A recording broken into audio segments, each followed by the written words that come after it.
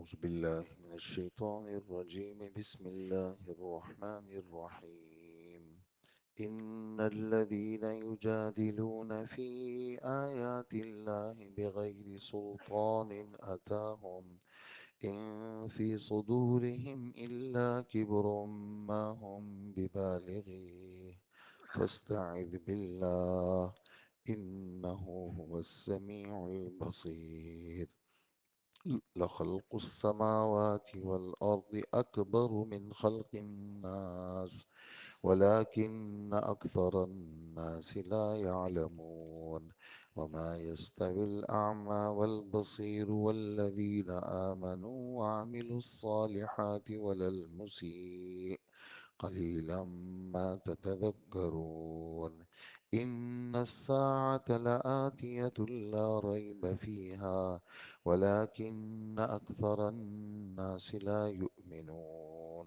صدق اللہ العظیم۔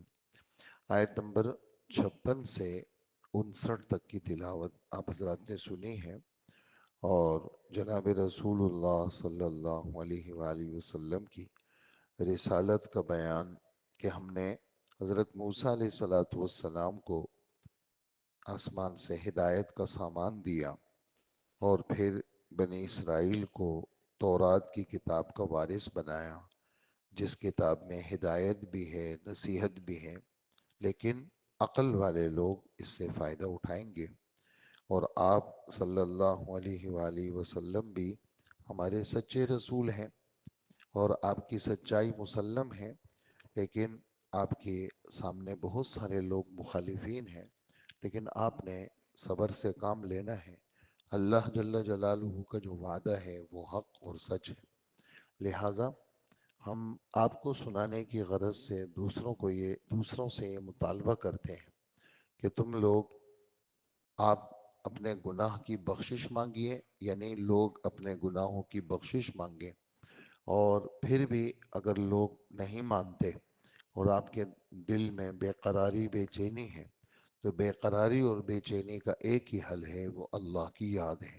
سبحان اللہ و بحمدہ سبحان اللہ العظیم، سبحان اللہ والحمد للہ ولا الہ الا اللہ واللہ اکبر۔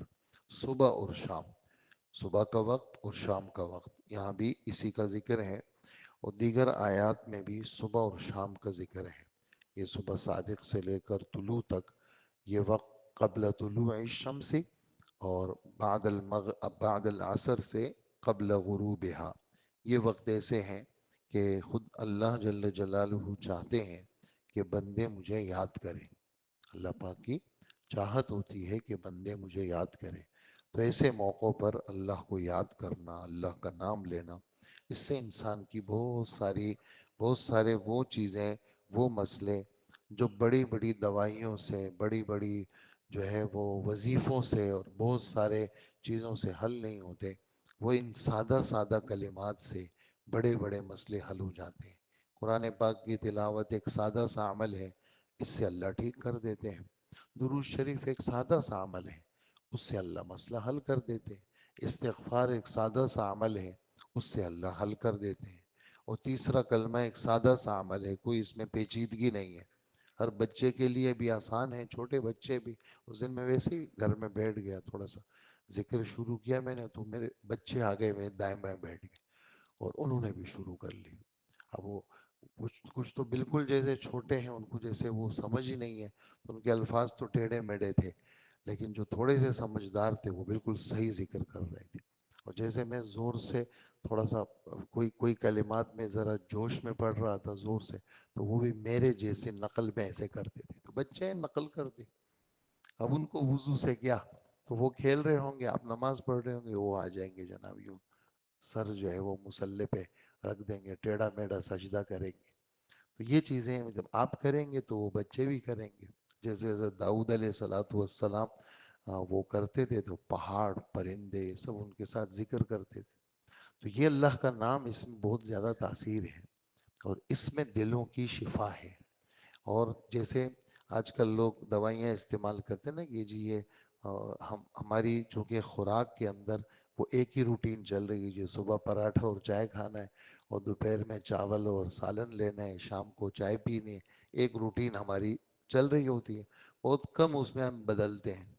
تو پھر اس میں ڈاکٹر کہتے ہیں بھی ایسی گولی لینی ضروری ہے جو تمہارے بدن کے لیے فلانی فلانی فلانی چیز بھی ضروری ہے، تو ایک ایسی گولی لے لو جس کے اندر کیا ہو، بہت ساری چیزیں منرل موجود ہو، تمہارے بدن کی ضرورت کو وہ پورا کرے۔ تو یہ جو دل ہے اس کے اندر خانے ہیں، یہ بات میں حدیث مبارک کی پیش کر رہا ہوں، دوائی کی مثال صرف سمجھانے کے لیے دی۔ تو یہ جو دل ہے اس میں مختلف خانے ہیں، تو بعض خانے صرف اللہ کے نام سے پورے ہوتے ہیں، بعض خانے مطلب صرف اللہ کا نام، اس کو صرف اللہ کا نام چاہیے، وہ نہیں ہوگا، وہ کسی چیز سے بھی پورا نہیں ہوگا۔ آپ یعنی اس لیے نماز کا دل کے لیے، دل میں خانوں میں ایک خانہ نماز کا ہے، دل کے خانوں کے اندر بعض خانے جو ہے وہ صدقے کے ہیں، تو یہ سب چیزیں کیا ہیں، صدقہ خرچ کرنا، تو وہ دل کے خانہ کیا ہو جائے گا، پورا ہو جائے گا۔ تو دل کے بعض خانے ایسے ہیں جو صرف ذکر سے وہ ہوں گے، پر ہوں گے۔ اور یہ بھی حدیث ہے جو میں ابھی پیش کر رہا ہوں کہ دل کے اندر ایک خاص قسم کی سختی ہے جو صرف ذکر سے ختم ہوگی۔ جو دل چونکہ بادشاہ ہے تو اس کے اندر بعض جذبات ایسے ابھرتے ہیں جو جذبات جو ہے وہ انسان کے ایمان کو برباد کرتے ہیں۔ دل اس میں جذبات ہوتے ہیں، وہ انسان کے ایمان کو برباد کرتے ہیں، تو وہ جذبات جو ہے وہ اسی اللہ کے نام سے ٹھیک ہوتے ہیں۔ تو یہ سختیاں بھی اسی سے ختم ہوں گی، اور اس کے اندر جو چیز اللہ پاک نے دل کے اندر رکھی ہے وہ اللہ پاک اللہ کے نام سے ٹھیک کریں گے۔ اور مذہب کے اندر کوئی پیچیدگی نہیں ہے، کوئی ایسا نہیں ہے کہ جی مذہب تو غریب سے گدھا گاڑی چلانے والا، رکشے چلانے والا وہ بھی چل سکتے ہو، بہت بڑا افسر بھی چل سکتے ہیں، فیکٹریوں کا مالک اور بہت، وہ بھی اس مذہب پہ چل سکتا ہے، اس کے لیے بھی آسان ہے۔ اور بہت بڑے مفتی صاحب ہیں وہ بھی بیٹھ کے ذکر کرتے ہیں، وہ بھی کہتے ہیں بھی اللہ کا نام لوگے تو کام بنے گا۔ بہت بڑے اللہ والے ہیں جی، بہت، تو وہ اللہ والے بنے ہی اللہ کے نام سے، وہ جو اللہ والے بنے ہیں نا وہ کس سے بنے ہیں، وہ اللہ کے نام سے بنے ہیں۔ تو اس لیے اس سے سبح بحمد ربک، اور باقی پھر چیزیں سامنے آتی ہیں مذہب کے اندر، بہت سارے لوگ، ہاں دو قسم کے خرابیاں ہیں، ایک الحاد اور ایک ارتداد، یہ دو چیزیں اس وقت عروج پر ہیں۔ الحاد لفظی ترجمہ مذہب میں ٹیڑھا پن دیکھنا، مذہب کو، مذہب ہے وہ خدا نے اتارا ہے، اس کو اپنی ترتیب پہ فٹ کرنا، مذہب کی شکل جو رب نے اتاری ہے اس شکل کو مسخ کرنا اور اس کو اپنے مزاج کے مطابق بنانا، تو یہ خطرناک چیز ہے۔ تو یہ چیز قرآن و حدیث کے صحیح جاننے والے اور اس پر عمل کرنے والے، الحاد ختم ہوگا اس سے۔ اور ارتداد کیا ہے، ارتداد کا لفظی ترجمہ ہے پھر جانا، مذہب کو نعوذ باللہ خیر آباد کہہ دینا، مذہب کو خیر آباد کہہ دینا، مذہب کو کچھ بھی نہیں وہ کہنا اور نعوذ باللہ مذہب کو چھوڑ دینا، تو یہ دو باتیں اس وقت خطرناک ہیں، اس لیے دونوں باتوں کے لیے محنت کی ضرورت ہے۔ تو اللہ پاک بار بار ان باتوں کو، بہت سارے لوگ میری آیتوں میں، میرے احکامات میں خواہ خواہ کے جھگڑے کرتے ہیں، تو خواہ خواہ کے جھگڑے دو کاموں کے لیے کرتے ہیں، کچھ اپنے ہوتے ہیں جو اپنے کو کہتے ہیں ہم مسلمان بھی رہیں اور شکل کافروں کی رہے، مسلمان بھی رہے کاروبار کافروں کا رہے، یہ الحاد ہے۔ وَمَن يُرِدْ فِيهِ بِإِلْحَادٍ بِظُلْمٍ نُذِقْهُ مِنْ عَذَابٍ أَلِيمٍ، جو بیت اللہ کے اندر ایسی حرکت کرے گا ہم اس کو چھوڑیں گے نہیں۔ اللہ پاک فرماتے 17واں پارہ، ان الذین یلحدون فی آیاتنا لا یخفون علینا، جو ہماری آیتوں میں خامخواہ اس کی شکل کو بگاڑنے کی کوشش کرتے ہیں تو وہ ہم سے ڈھکے چھپے نہیں ہیں کہ وہ سمجھیں کہ جی اللہ کو پتہ نہیں ہے اور ہم کریں گے، نہیں، ایسا نہیں ہے۔ افمن یلقی فی النار، ہاں جس کو دوزخ کی آگ میں پھینک دیا جائے وہ اچھا ہے، یا جو امن والے رہے گا وہ اچھا ہے، یہ بھی آگے کی پاروں میں ہے۔ اور یہ جو پہلی آیت میں نے پڑھی یہ سورہ حج کی آیت ہے، تو یہ اللہ پاک فرماتے ہیں ان کے پاس کوئی دلیل ہے نہیں، تو یہ کیوں ایسا کرتے ہیں، یہ اپنے کو بڑا سمجھتے ہیں. ان کے اندر بڑائی ہے کہ بھئی اس لیے کہ مذہب کے اندر آپ ہم سب مذہب میں تابع داری ہے. ہم فجر کی نماز ابھی ان دنوں میں 5:45 نہیں پڑھ سکتے. آپ کہیں گے کیوں نہیں پڑھ سکتے؟ بھئی وقت ہی نہیں ہوا. فجر کی نماز 5:45 نہیں پڑھ، اور 7:15 کے بعد فجر کی نماز ادا نہیں پڑھ سکتے. آپ کہیں گے کہ بھی 7:25 پہ فجر کی نماز ہو جائے مسجدوں میں، ایسا ہو سکتا ہے؟ نہیں ہو سکتا. وجہ کیا ہے؟ آسمان سے ایسا نہیں ہے. تو مذہب میں مکمل تابع داری ہے، اور یہ کہتے ہیں کہ بھئی ہم تابع دار نہیں بنیں گے. اللہ پاک فرماتے ہیں کہ یہ جو تکبر ہے یہ ان کو وہاں تک پہنچا نہیں سکتا، اور یہ ہم سے ڈھکے چھپے بھی نہیں ہے. لہٰذا آپ ایسا کریں، چونکہ لوگ اس قسم کے ہیں، آپ سب سے پہلا کام آپ یہ کریں کہ اعوذ باللہ من الشیطان الرجیم، اللہ کی پناہ لے لیں. اللہ پاک ہر چیز سننے والے ہیں اور ہر چیز جاننے والے ہیں. اچھا، انہی کے باتوں میں سے ایک بات آخرت کا انکار ہے کہ جی اللہ پاک چلو ہم مر تو گئے، دوبارہ کیسے زندہ ہوں گے؟ دوبارہ ہم تو نہیں ہو سکتا. ہمارے باپ دادا مر گئے اور ہمارے فلانے فلانے مر گئے، وہ جب زندہ نہیں ہوئے تو اب کیسے اللہ پاک کیسے اس کو زندہ کریں گے؟ تو ایک سادی سی مثال ہمارے رب نے ان آیتوں میں دی ہے. وہ کیا؟ سادی سی مثال یہ ہے کہ مردے کا زندہ کرنا یہ تو کیا ہے؟ بائیں ہاتھ کا کھیل ہے. مردوں کو زندہ کرنا یہ بائیں ہاتھ کا کھیل ہے. یہ انسانوں کو سمجھانے کے لیے. تم دیکھ لو ذرا، یہ کتنا بڑا آسمان ہے اور بغیر ستون کے کیسا کھڑا ہے. تمہاری نظر میں یہ کام آسان ہے یا مردے کا زندہ کرنا آسان ہے؟ تو ہر آدمی سوچے گا نہیں بھئی آسمان کا پیدا کرنا تو بہت مشکل ہے. آسمان جیسی چیز بنانا، زمینوں جیسی چیزیں بنانا، یہ تو مشکل ہے. تو اللہ پاک فرماتے ہیں تمہیں سمجھانے کے لیے ہم یہ بات کر رہے ہیں کہ آسمان اور زمین کا پیدا کرنا یہ زیادہ مشکل کام ہے، زیادہ بڑا کام ہے انسانوں کے پیدا کرنے سے. ورنہ اللہ کے لیے چیونٹی اور ہاتھی برابر ہے. کہ چیونٹی چھوٹی ہے اور ہاتھی بڑا ہے میرے آپ کی سوچ کے مطابق. کس کے مطابق؟ میرے آپ کی سوچ کے مطابق. ورنہ اللہ کے لیے چیونٹی اور ہاتھی یہ دونوں کیا ہیں؟ دونوں برابر ہیں. تو انسانوں کو سمجھانے کے لیے فرما رہے آسمان اور زمین کا پیدا کرنا کیا ہے؟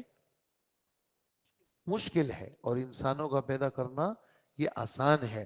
اس لیے تم جو ہے اکثر لوگ اس بات پہ یقین ہی نہیں کرتے، اور بالکل اور مذہب پر عمل کرنے والے اس کو آپ سمجھیں کہ یہ آنکھوں سے دیکھنے والے، اور اللہ کی باتوں کو جھٹلانے والے ایسے ہیں جیسے نابینا. اب تم سے ہم پوچھتے ہیں کہ بینا اور نابینا برابر ہو سکتے ہیں؟ جی نہیں، برابر نہیں ہو سکتے. لہٰذا جب یہ دونوں برابر نہیں ہو سکتے تو ایمان والا اور بے ایمان یہ بھی برابر نہیں ہو سکتا. لہٰذا اگر کسی کو قیامت کا انکار کہ بھئی قیامت کیسے آئے گی اور قیامت نہیں آ سکتی، لوگ زندہ نہیں ہو سکتے، تو ہم ان لوگوں کے دلوں سے یہ اشکال ختم کرنا چاہتے ہیں کہ بے شک بات ہے قیامت تو ضرور آئے گی. بے شک بات ہے قیامت تو. یہاں بھی وہی جملہ ہے جو میں نے گزشتہ کل سمجھانے کے لیے آپ کی خدمت میں پیش کیا تھا. ایک ہے زید قائم، زید کھڑا ہے. ایک ہے کہ ان زیدن قائم، بے شک زید کھڑا ہے. ایک ہے کہ ان زیدن لقائم، بے شک بے شک بے شک 100% پکی بات ہے زید کھڑا ہے. تو اس تیسرے جملے میں زور زیادہ ہے بنسبت پہلے جملے کے. تو اللہ پاک فرماتے ہیں ان الساعۃ لآتیۃ، ان لے کے آئے، پھر الساعہ پہ الف لام لے کے آئے، اور پھر ایک ہے آتیۃ، آتیۃ کے معنی آنے والی، ایک اس آتیۃ پہ لام لے کے آئے. ضرور آئے گی قیامت، تو ضرور آئے گی، لیکن اکثر لوگ وہ اس قیامت کو مانتے نہیں ہیں. تو یہ ہمارے رب کی باتیں ہیں. اللہ پاک ہمیں اس پر عمل والا بھی بنائے، اور اللہ ہمارے عقیدوں کو بھی ٹھیک کرے، اور اللہ پاک ہمارے دلوں سے تکبر غرور ختم کرے، اور مذہب کے سلسلے میں اللہ پاک ہمیں مکمل مرتے دم تک تابع داری نصیب فرمائے. آیت کا ترجمہ یہ ہے کہ یقین جانیے جو لوگ اللہ کی آیتوں کے بارے میں جھگڑے نکالتے ہیں. اب جھگڑے نکالتے ہیں، کچھ لوگ ایسے ہیں جو کہتے ہیں بھی ماننا ہی نہیں ہے، نعوذ باللہ. تو وہ تو ہے کسی کھاتے میں نہیں. کچھ کہتے ہیں کہ مانتے ہیں لیکن اس کی یہ جو آپ تشریح کر رہے ہیں نا یہ ہمیں سمجھ میں نہیں آتی. تشریح وہ ہونی چاہیے جو ہمارے مزاج کے مطابق ہو. تو وہ یہ جھگڑے والے لوگ ایسے بھی ہیں. تو فرماتے ہیں کہ ان کے پاس ہے کچھ بھی نہیں, ان کے دلوں میں تو صرف ایک تکبر ہے, بڑائی ہے, جس تک وہ کبھی پہنچنے والے نہیں ہیں کہ بھئی بڑائی ہمیں لوگ ہماری ریاست چلے.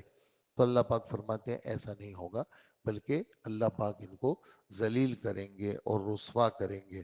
لہٰذا اللہ سے آپ پناہ مانگے, یقیناً وہی ہے جو ہر بات کو سننے والا ہے, سب کچھ دیکھنے والا ہے. یقینی بات یہ ہے کہ آسمان اور زمین کا پیدا کرنا انسانوں کے پیدا کرنے سے بڑا کام ہے, لیکن اکثر لوگ اتنی سی بات بھی نہیں سمجھتے. یعنی بہت آسان سی بات ہے جس کو یہ لوگ کہتے ہیں بھئی سمپل سی بات ہے, بالکل ایسی بات ہے کہ جو بچہ بھی اس کو سمجھ جائے کہ بھی سیدھی سیدھی بات ہے. جب یہ ایک مشکل کام اللہ کر سکتے ہیں تو آسان کام کو اللہ کے لیے کوئی مسئلہ نہیں. اندھا اور بینائی رکھنے والا یہ دونوں برابر نہیں ہو سکتے. مومن یہ بینائی والا ہے اور کافر اندھا ہے. اور نہ وہ لوگ جو ایمان لائے اور نیک عمل کیے اور بدکار, یہ دونوں برابر نہیں ہو سکتے. لیکن تم لوگ بہت کم دھیان دیتے ہو. یقین رکھو قیامت کی گھڑی ضرور آنے والی ہے. یہ ضرور اسی لام کا ترجمہ ہے. اور یقین رکھو ترجمہ ہے ان کا. یقین رکھو قیامت ضرور آنے والی ہے جس میں کسی شک کی گنجائش نہیں. لیکن اکثر لوگ ایمان ہی نہیں لاتے. وہ کہتے ہیں کہ ہم تو آنکھوں سے دیکھیں گے. اس وقت بہت سارے لوگ نعوذ باللہ خدا کے منکر بنتے ہیں, اس لیے وہ کہتے ہیں اللہ نظر نہیں آتی. تو کتنی ساری چیزیں نظر نہیں آتی, اس کو لوگ مانتے ہیں. لیکن یہ بدبخت دہریہ قسم کے لوگ وہ اللہ کے بارے میں لوگوں کے دلوں میں شکوک و شبہات ڈالتے ہیں. تو اللہ پاک ہمیں شک سے بھی بچا کے رکھے. اللہ پاک ہماری حفاظت فرمائے. الحمدللہ رب العالمین والصلاة والسلام